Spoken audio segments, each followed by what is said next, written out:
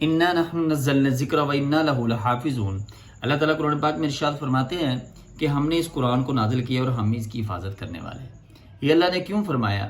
آپ سورۃ البقرہ اٹھائیے اور پہلی ہی آیت الف لام میم ذالک الکتاب لا ریب فیہ میں اللہ فرماتے ہیں کہ اس کتاب میں کوئی شک نہیں ہے، کیونکہ یہ جو جبرائیل علیہ السلام جب آسمان سے وحی لے کے آتے تھے حضور کے سینہ انور پر، اس قرآن کو جو ہے نازل فرماتے تھے، حضور کو سناتے تھے، پڑھاتے تھے، تو یہ جو وحی کا سلسلہ ہے یہ اصل میں نگرانی کس کی تھی؟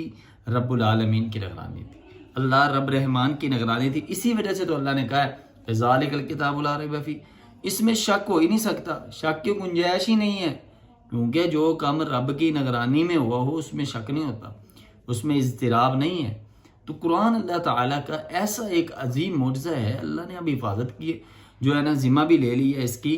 تو دیکھیں کہ اللہ تعالیٰ نے تورات کو نازل کیا کتاب کی شکل میں، انجیل نازل ہوئی کتاب کی شکل میں، زبور نازل ہوئی کتاب کی شکل میں، یہ کتابوں کی شکل میں آئی اور آ کر بکھر گئی۔ اللہ نے قرآن پاک کو ایک دفعہ نازل نہیں کیا، کبھی ایک آیت آتی ہے، کبھی ایک سورت آتی ہے، کبھی ایک رکوع آ جاتا ہے، تو یہ بکھر کر علیحدہ علیحدہ جو ہے نا یہ 23 سالہ نبوت میں اللہ تعالیٰ نے اس قرآن پاک کو جو ہے نازل فرمایا اور علیحدہ علیحدہ آیا۔ وہ کتابیں جو تینوں ہیں وہ بھی آسمانی ہیں، کتابوں کی شکل میں آئی، آ کر بکھر گئی۔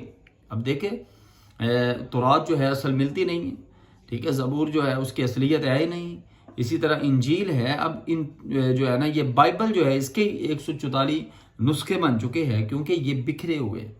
اللہ تعالیٰ نے جب قرآن کو نازل کیا، قرآن اللہ کا ایسا معجزہ ہے کہ یہ بکھر کر آیا، ایسا جڑا ہے کہ آج بھی اور الحمدللہ قیامت کی دیوار تک جڑا ہی رہے گا۔ کیوں؟